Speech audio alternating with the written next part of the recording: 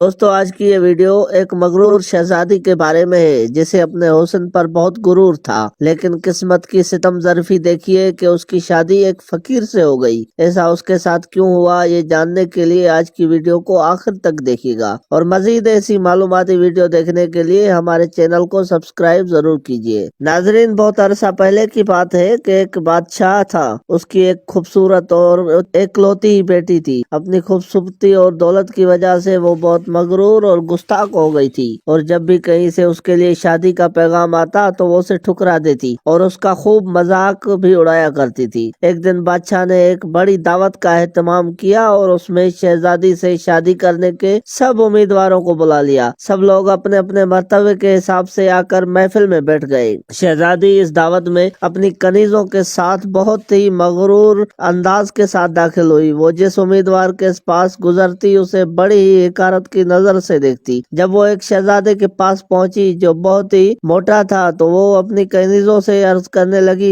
یہ تو گول ڈبہ دیکھو۔ اگلے امیدوار کے پاس سے گزری تو بولی، یہ تو کھمبا لگتا ہے۔ ایک شہزادہ بہت ہی چھوٹا تھا، مطلب چھوٹے قد کا تھا، تو اس کو دیکھ کر کہنے لگی کہ اس چھوٹو موٹو کو تو ذرا دیکھو۔ ایک نواب بہت گورے رنگ کا تھا، اس کو جب دیکھا تو کہنے لگی، اس سفید چوہے کو تو ذرا دیکھو۔ اس کی سہیلیاں بھی ساتھ ساتھ ہنستی اور اس کا مذاق اڑاتی۔ ایک نواب کا سرخ رنگ دیکھا تو کہنے لگی، یہ تو مرغی کی کلوی جیسا لگتا ہے۔ اسی طرح وہ ہر امید کی بے عزتی کرتی، لیکن وہ ایک بادشاہ کو تو دیکھ کر بہت ہی زیادہ ہنسنے لگی کیونکہ اس کی داڑھی تھی۔ اس کو دیکھ کر کہنے لگی کہ اس کو تو ذرا دیکھو، اس نے کس طرح اپنے منہ پر جھاڑ پونچھ لگا رکھی ہے۔ بادشاہ نے جب یہ دیکھا کہ اس کی بیٹی نے مہمانوں کی بہت ہی بے عزتی کی ہے تو اسے بہت غصہ آیا۔ اس نے بھری دربار میں یہ اعلان کر دیا کہ یہ شہزادی کسی کو پسند کرے یا نہ کرے، میں اب اس کی شادی فقیر سے کر دوں گا۔ اس اعلان کے بعد وہ تمام لوگ وہاں سے واپس چلے گئے، اور کچھ ہی دیر کے بعد ایک آوارہ گرد گویا جو گلی کوچوں میں پھر کر گایا کرتا تھا، اس نے شاہی محل کے سامنے کھڑکی کے نیچے کھڑے ہو کر گانا شروع کر دیا۔ بادشاہ نے اس کی آواز سنی اور خدام کو حکم دیا کہ اس فقیر کو اندر بلا لاؤ۔ خادم پھٹے پرانے کپڑے والوں کو اندر لے کر آیا۔ اس فقیر نے بادشاہ اور شہزادی کو کے سامنے بہت اچھا گانا گایا اور بادشاہ سے انعام مانگا۔ بادشاہ نے کہا، تمہیں بہت اچھا گانا سنایا ہے، اس لیے میں تمہیں بہت اچھا انعام دوں گا۔ میں اپنی بیٹی کی شادی تم سے کروں گا۔ جب شہزادی نے یہ سنا تو وہ بدحواس ہو گئی اور بہت چیخنے چلانے لگی، مگر بادشاہ نے اس کی ایک بھی بات نہ سنی۔ بادشاہ نے اس سے ڈانٹتے ہوئے کہا کہ میں نے مہمانوں کے سامنے قسم کھائی تھی کہ میں تمہاری شادی کسی فقیر کے ساتھ کر دوں گا، اب وہ میں قسم پوری کر رہا ہوں۔ بادشاہ نے یہ کہہ کر قاضی کو بلایا اور اس مغرور شہزادی کی شادی اس آوارہ گرد گویے کے ساتھ کر دی، اور پھر حکم دیا کہ تم اپنے شوہر کے ساتھ جانے کی تیاری کرو۔ شہزادی روتی پیٹتی بالآخر فقیر کے ساتھ چل دی۔ راستے میں وہ ایک شکار گاہ سے گزری۔ اتنی بڑی شکار گاہ کو دیکھ کر کہنے لگی کہ یہ شکار گاہ کس کی ہے؟ تو اس فقیر شوہر نے کہا کہ میں نے سنا ہے کہ تم نے ایک داڑھی والے بادشاہ کا مذاق اڑایا تھا، اور یہ شکار گاہ اسی کی ہے۔ اگر تم اسے شادی کر لیتی تو یہ تمہاری ملکیت ہو جاتی۔ شہزادی نے جواب دیا کہ میں نے کیا کیا؟ اس نے ایک ٹھنڈی سانس لی۔ اس کے بعد وہ ایک اور خوبصورت باغ میں پہنچے۔ اس خوبصورت باغ دیکھ کر پھر شہزادی نے پوچھا کہ یہ کس کا باغ ہے؟ اس کے شوہر نے کہا کہ یہ باغ بھی اسی داڑھی والے بادشاہ کا ہی ہے۔ فقیر نے یہ جواب دیا۔ شہزادی نے افسوس بھرے لہجے میں کہا، میں بھی کتنی بد نصیب ہوں۔ پھر وہ بڑے عظیم الشان شہر میں داخل ہوئے۔ اتنا بڑا خوبصورت شہر دیکھ کر شہزادی حیران رہ گئی۔ تو اس شہزادی نے پوچھا کہ اس شہر کا مالک کون ہے؟ اس فقیر نے اسے بتایا کہ یہ شہر اسی داڑھی والے بادشاہ کا ہے، اور یہ اس کے ملک کا پایہ تخت ہے۔ اگر تم اسے شادی کر لیتی تو یہ سب کچھ تمہارا تھا۔ شہزادی نے کہا، اوہ، یہ تو میں نے بہت بڑی غلطی کر دی، کاش کہ میں اسے شادی کر لیتی۔ تو فقیر نے کہا کہ لیکن تم میرے ہوتے ہوئے ایک دوسرے مرد کی باتیں کیوں کر رہی ہو؟ کیا مجھ میں کوئی کمی ہے؟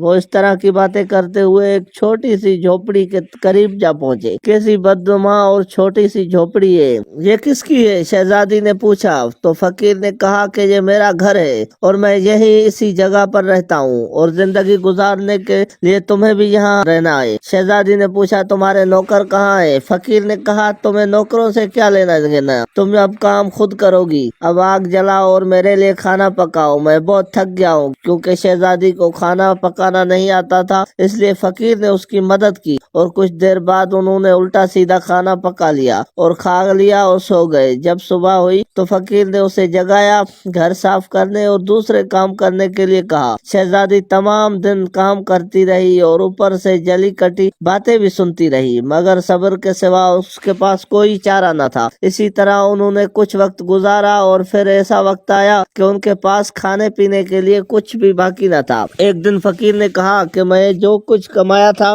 وہ سب کچھ خرچ ہو گیا ہے، اب تمہاری کمانے کی باری ہے۔ میں تمہیں دیگ لا کر دیتا ہوں، تم اسی سے ٹوکریاں بنا لینا۔ یہ کہہ کر وہ جنگل میں چلا گیا اور بیت کاٹ کر لے آیا اور شہزادی نے ٹوکریاں بنانا شروع کر دی۔ اس نے پہلے کبھی کوئی ایسا محنت والا کام نہیں کیا تھا، اس لیے اس کی انگلیاں زخمی ہو گئی اور ان سے خون بہنے لگا۔ یہ دیکھ کر اس کے شوہر نے کہا کہ میرا خیال ہے کہ یہ کام تم نہیں کر سکتی، میں تمہیں سوت لا کر دیتا ہوں، تم اس سے کپڑا بننا۔ مگر وہ بھی یہ نہ کر سکی۔ فقیر نے کہا کہ تو میرے لیے بالکل بیکار ہی ہے، کام نہیں کر سکتی، تم سے شادی کر کے مجھے بہت بڑا نقصان ہوا۔ میں کوشش کرتا ہوں کہ تمہارے لیے مٹی کے برتن لا دوں، تم بازار جا کر اس کو بیچ دینا۔ مغرور شہزادی نے اکڑ کر کہا کہ اگر میں بازار جا کر برتن بیچوں گی تو میرے ملک کے لوگ مجھے اس حال میں دیکھ کر بہت ہنسیں گے۔ فقیر نے کہا کہ میرا مسئلہ یہ نہیں ہے، اگر تم بھوک سے مرنا نہیں چاہتی تو تمہیں یہ کام ضرور کرنا پڑے گا۔ مٹی کے برتن بیچنے کا کام بہت اچھا چل پڑا۔ لوگ جب ایک خوبصورت لڑکی کے پاس میں مٹی کے برتن دیکھتے تو اس کی مدد کرنے کے لیے کچھ نہ کچھ خرید لیتے تھے۔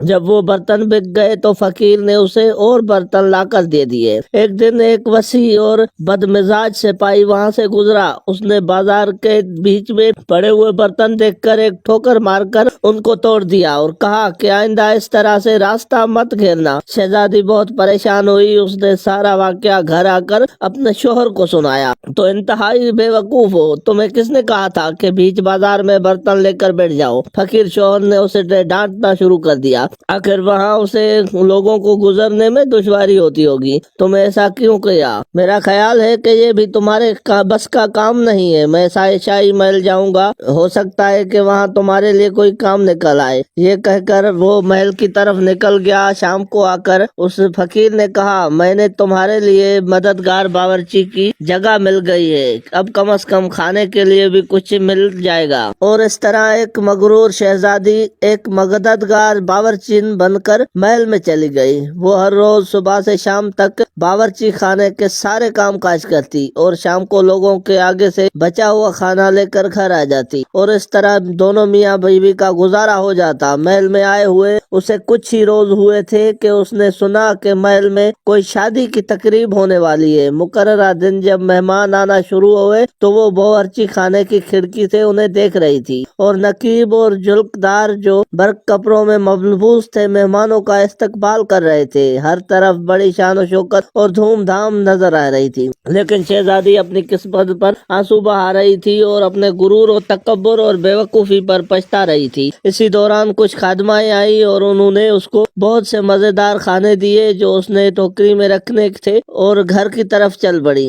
آگے وہ محل کے دروازے تک ہی پہنچی تھی تو اچانک ہی ایک زرق برق لباس میں ملبوس ایک شاندار اور خوبصورت شخص نے اس کا راستہ روک لیا۔ شہزادی نے نگاہ اٹھا کر دیکھا، یہ تو وہی داڑھی والا بادشاہ تھا جس کا اس نے خوب مذاق اڑایا تھا۔ وہ خوف اور شرم سے کانپنے لگی۔ بادشاہ اسے لے کر حال میں پہنچا۔ اتنے سارے لوگوں کو دیکھ کر اس کا اپنے آپ پر قابو نہ رہا اور وہ گھبراہٹ میں ٹوکری اس کے ہاتھ سے گر گئی اور اس میں سے کھانا نکل کر چاروں طرف بکھر گیا۔ تمام درباری ہنسنے لگے۔ شہزادی کا یہ حال تھا کہ کسی طرح سے زمین پھٹ جائے اور وہ اس میں سما جائے۔ اس نے جھٹکے سے اپنا ہاتھ چھڑایا اور وہاں سے بھاگنا چاہتی تھی کہ بادشاہ نے لپک کر اسے دوبارہ پکڑ لیا اور بڑی نرمی سے بولا، ڈرو مت، کیا تم مجھے نہیں پہچانتی؟ میں وہی آوارہ گرد گویا ہوں جو تمہارے ساتھ جھونپڑی میں رہتا ہوں، میں وہی سپاہی ہوں جس نے تمہارے برتن توڑے تھے۔ یہ سب میں نے اس لیے کیا تھا تاکہ میں تمہیں پسند کرتا تھا اور تم سے شادی کرنا چاہتا تھا۔ اب تمہارے غرور کا علاج ہو چکا ہے اور